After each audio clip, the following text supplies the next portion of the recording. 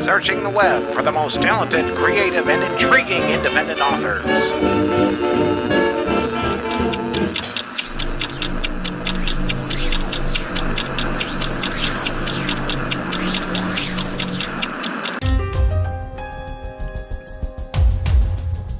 The Emit Blackwell Show, diving into the creative minds of sci-fi, fantasy, horror, and paranormal authors. Their fantasy is our reality.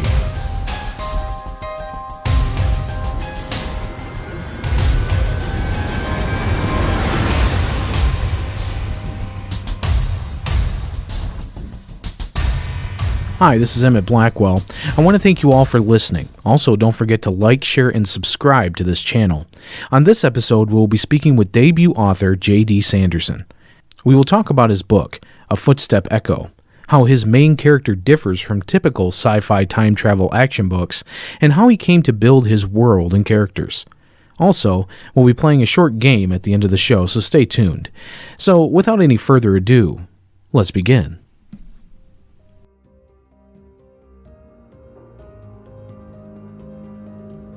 A Footstep Echo by J.D. Sanderson.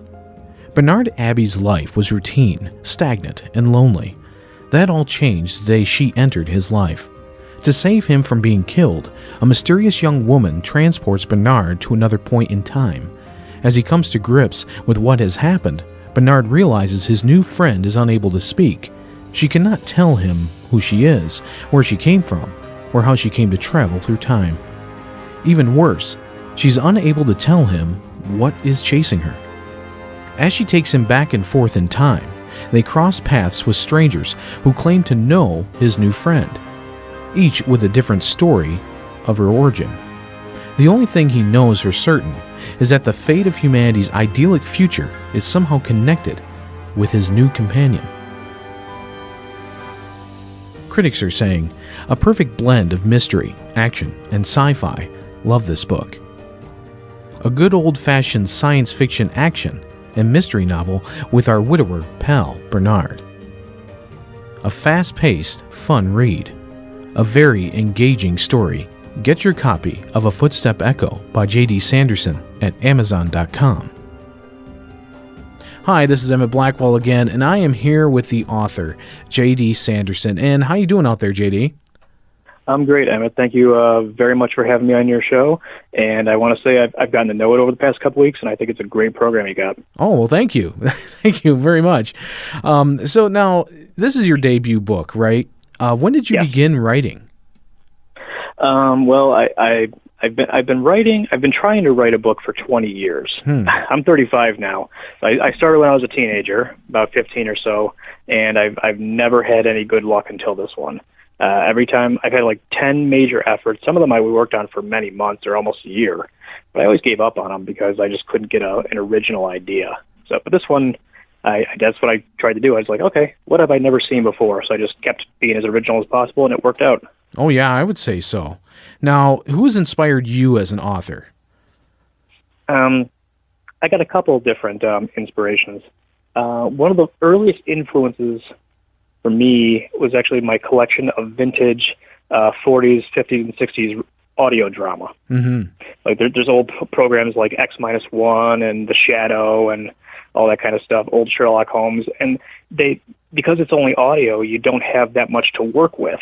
You know, you've got to really engage your audience's imagination. And these are short, punchy stories, only about 20 or 30 minutes. So I guess it kind of influenced me to write in a way that I tried to engage the reader's imagination. You know, I hope I succeeded. Yeah. You know, and then it's very action-packed, I'll tell you that right now. And that's one thing, too, that I really like because, I mean, that's, goes right back to my roots of, this whole radio show. So, yeah, I love those old-timey radio show books and things that you really have to engage your imagination. That's pretty cool. Right. Yeah, my wife gave me a complete set of this one series called X-1 for Christmas a couple years ago, and it's like my favorite Christmas gifts I've ever gotten. She got them all downloaded and put on light scribe discs, and I still listen to them to this day. And some of the other stuff that influenced me, I have my usual favorite science fiction authors, most of whom are like physicists like Charles Sheffield or David Weber. Mm-hmm. And then there's modern stuff. Actually, a lot of streaming services have really inspired me with the long form storytelling. In particular, my favorite show is on Netflix, and it's called The OA. Oh yeah, and it's fantastic. It's great character driven sci-fi, and it's like I said, it's character driven. It's all about the characters. There's no spaceships. I like spaceship stuff because I'm a huge fan of Star Trek and Star Wars. But every time I tried to write that stuff, I couldn't sell it. Yeah, so I'm like, why don't I just go back down to basics? And then I saw that show, and I was like, this is what I've been trying to do. I want to do this in book form. Mm-hmm. And then they have the Philip K. Dick thing that was on not too long ago. And I mean, I was a big fan of Philip K.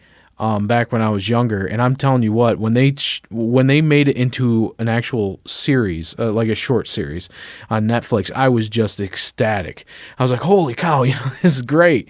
And in a lot of sci-fi, it really is character driven, especially in a situation like yours where it's time travel. And now there's sci-fi time travel, and there's time travel romance. And now A Footstep Echo is a time travel story. But, like, what are some of the time travel books or movies that you kind of pulled from to kind of get those elements in your book? Well, I mean, my first exposure to time travel was Star Trek, because I've been a huge fan. I was 5 years old when The Next Generation premiered in 1987, and I've been a fan of that Star Trek ever since. Every series, every movie, even the Abrams-verse stuff, I can't get enough of it. And I love Star Trek Discovery now, which is following that Netflix streaming formula.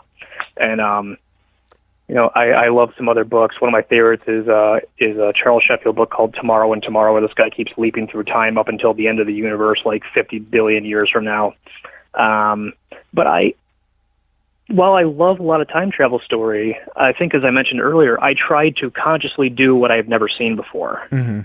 And even though my book is a time travel science fiction book, I didn't want to jump around too much, because I felt it was going to be, eventually I was going to get lost where I was writing. I was going to have to spend too much time going back and like, okay, where were they? Where were they last time? Yeah.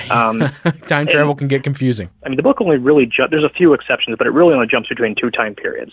Mm-hmm. Now and about 200 years in the future. But I wanted to also focus more on character development than I did, explain, because I'm not a scientist, I'm not a physicist. I've done a lot of research into, plausible time travel theory and all that stuff, but I wanted to try and make it more about the few main characters that I focus on. Yeah, and that's another thing, too, is you reveal a lot about the future and what it holds for humanity. Did you draw on predictions or current events to kind of build that futuristic world? No, for months, I lived on YouTube, and I lived on anyone that posted like a free college course, and I lived on this website called futurism.com. Mm. And I wanted to I'm like, okay, what's the most plausible thing that we could choose from? How will the environment be cleaned up? How will space travel progress? And in the book, I don't really go too much. I mean, I do say a lot. I pepper in a lot of things that I'd like to see myself in the future. I guess that's it's not me trying to get on a soapbox and preach, but it's like what I would like and what I hope happens. I try and portray a future that has an optimistic viewpoint, because there's so much dystopian and there's so much post-apocalyptic stuff. I was kind of like, I'm going to go in the opposite direction. Mm-hmm. Everyone who does that is doing it great. Well, see, and that was the beauty of Star Trek. I mean, it was like this whole society, this whole planet then decided, we're going to explore. And I mean, they didn't really have much of a currency. They didn't have like the issues that we have today, because it was a completely different world of everybody's working towards a scientific goal. And that was cool. That was the most intriguing thing about Star Trek, was that whole world was created around a common goal. And it was, and that's what I like about some sci-fis, because they do that same thing. And, like you said, a lot of doom and gloom in a lot of books. And, chances are we may see that, okay? But the thing is, you're not a somebody who's sitting here making predictions. You're just writing a story, Right, and I did want to keep it realistic. Like I thought there, okay, when are they predicting that the human mind could be safely bridged with a computer? When are they predicting a real AI could happen? When are they predicting that we could go visit the moons of Saturn? And I tried to keep everything within a 10-year time span of those predictions, because I wanted to have something to, sell it on realistically. And I'm a big fan of scientific progress. I grew up, in Central Florida, so I grew up with NASA in my backyard, watching the space shuttle take off all the time.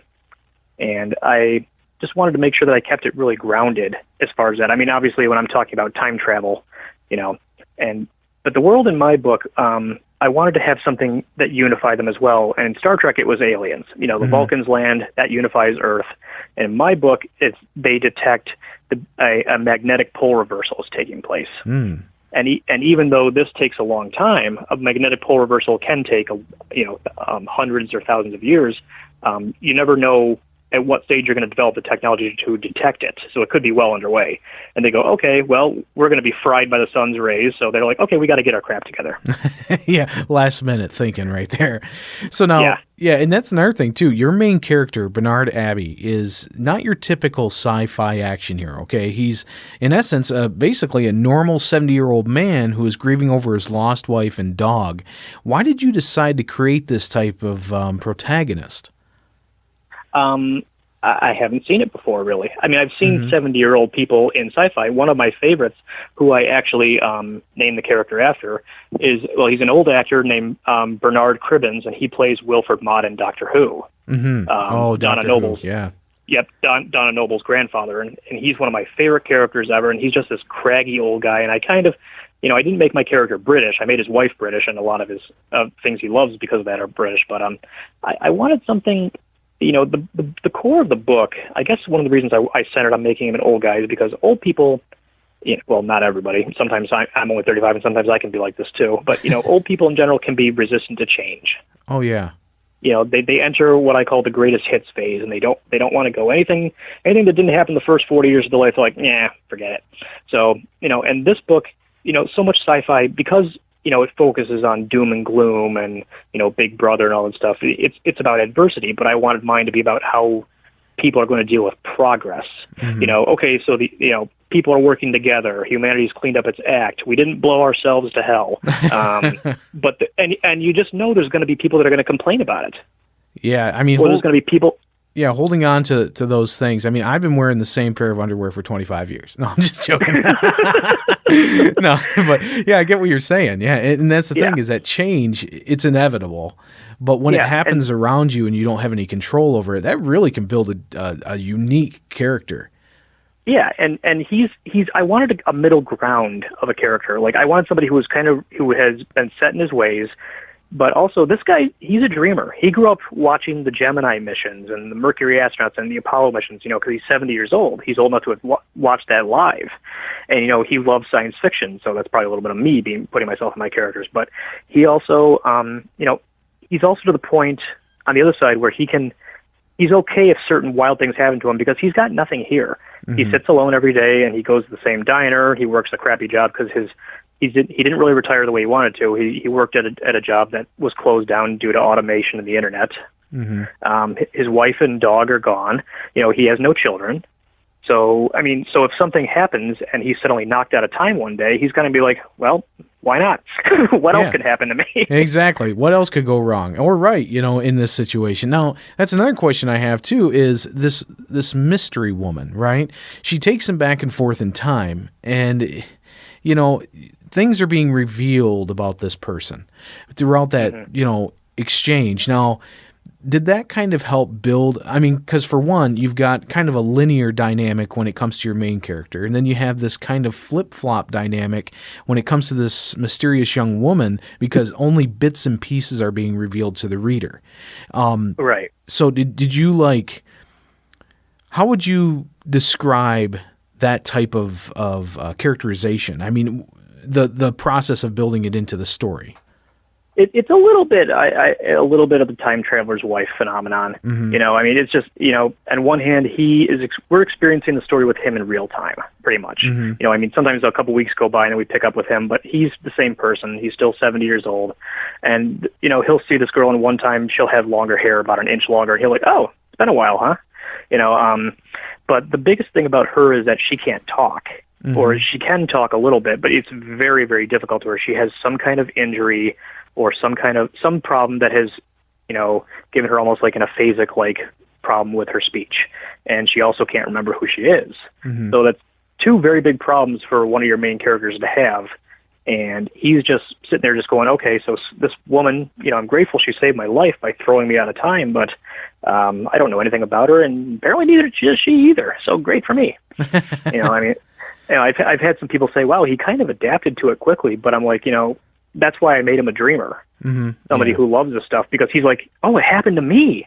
So he's kind of he wants to get down to the mystery of who this girl is too. And, every person he meets, along the way, I mean, eventually, hashtag spoilers, you do learn who she is later on in the book, but along the way, different people are coming along, and they're saying, one person is saying one thing about her, one person saying another thing about her, and he doesn't know who to believe. All he knows is that there's this girl who's, got a very innocent quality, and just kind of just happy to be there with him, and, until, the thing that's chasing her keeps showing up, and then they have to get out of Dodge. Yeah, exactly. So now the book is extremely action-packed, okay? From the very beginning of the story, you move at a quick pace, almost like a movie. Did you find it challenging adding the backstory and the themes in the middle of all the action? A little bit. I mean, I tried to keep the action... I mean, I didn't set out to write an action book, you know what I mean? I set out to write a character piece and a time travel piece, but that's the influence of the streaming stuff like the OA and other things like Stranger Things. Those things live and die by their characters, and I'm not one of those writers who can sell page after page after page after page of description. Yeah. I'm not Stephen King. He's great at what he does, but I can't do that. I don't have that gift. My characters, I say they like to live and breathe in dialogue, my stories. Yeah. Yeah, and that's another thing. How do you do that with somebody who doesn't have a voice? Like when you... I have spent a lot of time gesturing in the mirror trying to figure out how I'd want to say something if I couldn't talk. I'm grateful no one walked in. Yeah. But I mean, no. I mean, I just... she has almost, sometimes it seems kind of like a stutter. She can get out one word. And the whole point of it is that she is frustrated. She's desperate. She wants to tell somebody what's happening to her because she doesn't even remember. Mm-hmm. She doesn't know what's going on. She just knows that something's following her, and she has this ability to get out of there when she needs to and to go to a different time, but she doesn't remember how. Or it's like when somebody has amnesia, but they still know how to talk and walk. You retain certain skills along the way. You don't know how you got them. People have had head injuries and they still know how to play the piano. Mm-hmm. They can't tell you their name or where they grew up, but they can do this complex task, and that's what she's going through. Now, I don't go into it exactly what medically happened to her because I'm not a doctor. Mm-hmm. I just wanted to just say, because sometimes it can be a PTSD thing. It can be stress on the brain that makes you just block it out. Mm-hmm. And other times it can be a severe injury, and I kind of leave it open-ended. Yeah, and you could leave that for other books, too, which kind of leads me to my next question, is that you do leave your readers hanging at the end of this one. Are you planning on making a sequel? No, I'd like to. I would love to. I'd love to visit these characters again. I guess I'm just waiting for the right idea to strike. Mm-hmm. And it also depends on which characters I want to center on. As the book goes on, more and more characters are introduced, because the first third of the book, it's mostly just Bernard and the mystery girl. Mm-hmm. And then later on, as they go back and forth through time more, you get introduced to more of this world in the future. And so if I do another sequel, I'll probably focus it more on mystery girl, because anyone who gets to the end of the book knows I put this old man through enough. Yeah. I think he has earned a rest. He has earned the chance to sit back and just, watch his favorite programs and read his favorite books. But I would love to visit. I like the universe I created, and I came to really like the characters, because I didn't script the book out. Mm-hmm. I didn't mind map it. I literally said, I want this to happen, and I want this to happen, and I want to focus on these two, and that's it, and I won the rest of it. Mm-hmm. So I guess, maybe it's a little weird to say that I would then want a good idea next time. But I'm afraid if I just sit down after now having established the world, mm-hmm. that I'm not going to know where to proceed unless I actually have some point of reference to start from. Mm-hmm. Yeah, and then to try to build more into the character's story, you would really have to take some time to think about those characters. Right. So now, being a time travel writer, if you were to travel through time, what time would you like to visit? Oh, I would go probably 500 years in the future. Oh, wow, yeah. Because I would just want to see, I mean, it's a cliche question. I don't know if we blow ourselves up or not. I want to see if we get to start. Do we end up in Star Trek or do we end up in Pan Am and the Hunger Games? Yeah. So it's going to go one or two ways, and that's what I want to find out. I mean, if I were to, I suppose I could also, maybe that's cheating. I could pick a point in the past too, but I mean, really, I really want to go and see what happens. I want to see if does life exist on Europa? Do we ever get a signal from an alien society? All that stuff. Yeah, and that's admirable because I honestly, whenever I think about time travel, that would be the first place I go. And for those people out there who may be like investors, I would probably like throw some money in the bank and just let build interest or something. Yeah, pretty much. But then there's that one episode of Star Trek, remember, where they ended up being, unfrozen. They came out and they're like, wait a second, where's all of our bank accounts? And the captain was like, we don't deal with money anymore. What are you talking about? Yep. That was the finale of season 1 of The Next Generation. Yep. That was a great episode. Oh man, geez, we could talk about Star Trek forever. So, what advice would you give a new author? You mean like me? Yeah. Somebody who is like 3 days from now who's going to start a book. Yeah, exactly. I guess the best advice that I gave myself and that I would give anybody else would be just be original. Mm-hmm. And I understand that's daunting. It's like you're being, like you're a musician and you want to write a good blues song, or something, or a jazz song. Well, people have been using the same 12 bar progressions since 1920. Mm-hmm. So it's kind of hard to be original. You can take a concept and just make it your own, because there's so many people out there who are great writers, but they kind of write formula. Mm-hmm. And I'd love to see what if they took that power, that brain power, and that creative energy and just make something that no one's ever seen before. And I guess, maybe that's my own personal hang-up. Maybe that's why I give myself that advice, because I had tried to always emulate the things I love. I'm like, oh, I love Doctor Who. I love Star Trek. I'm going to make something that's kind of like that. Nope, didn't work. Mm-hmm. So it wasn't until I made up my own universe. We'll call it the Echoverse, and that I actually had any success with it. Mm-hmm. Now, I got a question here, too. Would you like to play a game? Sure. All right. This is a new game that we're going to try out here on the show. And I'm not sure, JD, if you're familiar with this, but here's the goal, right? The name of the game is called Last Word. All right. A letter will be chosen, and then a category will be chosen, such as like animal, vegetable, cars, books, etc. And then a timer of 20 seconds will start, and when we stop, whoever has the last word gets the point for that round. We're going to do 3 rounds, okay? So here's the thing. It's not the goal of trying to get as many words. It's the goal of trying to get the final word, okay? Gotcha. So let me just get a thing here. And it looks as though the letter is D, and Gotcha. The category is action. Okay, so anything related to action movies, a verb, or something like that. Mm-hmm. But the letter D, and we're going to start in 3, 2, 1, go. Dynamite. Dog. Wait. Dodge. Dodge. Demolition Man. Danger zone. That's a good one. Dive. You got it. All right.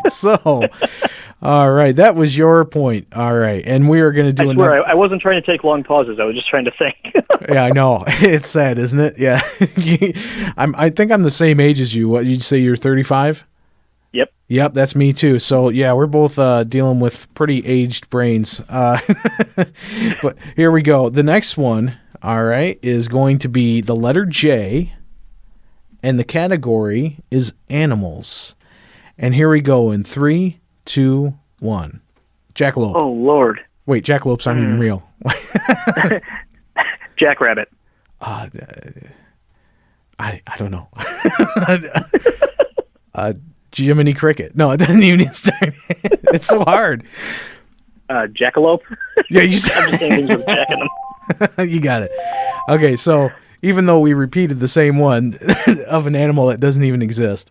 You got the second point. All right, man, I'm really bad at my own game here. Okay, you're too good. You're too kind. No, I just can't think very well. I just need more coffee. Okay, so here we go. The next one is the letter T, as in Tom, and the category is movies. This one should hopefully be better. Okay, here we go. In 3, 2, 1. Terminator. Damn it. The Time Machine. Terminal Man. Oh, Terminal Man's good. God. They didn't make a Jurassic Park, did they? But no, the Time Traveler's Wife. Oh, dang it. Oh, you got it. I couldn't even think of anything in time. Okay, so you got 3 out of 3, and I appreciate you playing this rather silly game. That's all good. Yeah. And anybody at home, if you want to play this for practice, that'd be good, because I did horribly when I tried to practice this one earlier today. And so anyhow, JD, it was a pleasure having you on the show today, sir. It was so much fun. Yeah, thank you so much for having me, and I really appreciate getting a chance to talk about it. My book, A Footstep Echo, it's on Amazon and Goodreads right now. And so if you love science fiction or time travel or mystery, if it's not sci-fi, I love mystery. That's my next genre. I wanted to put both of those in there. Definitely check it out, folks. Yeah, thank you so much for letting me have it. So for letting me come on. Oh, yeah, no problem. And I want to remind everybody to like, share, and subscribe to this channel. And this is Emit Blackwell signing out. Keep on reading and keep on writing, my friends. Searching the web for the most talented, creative, and intriguing independent authors.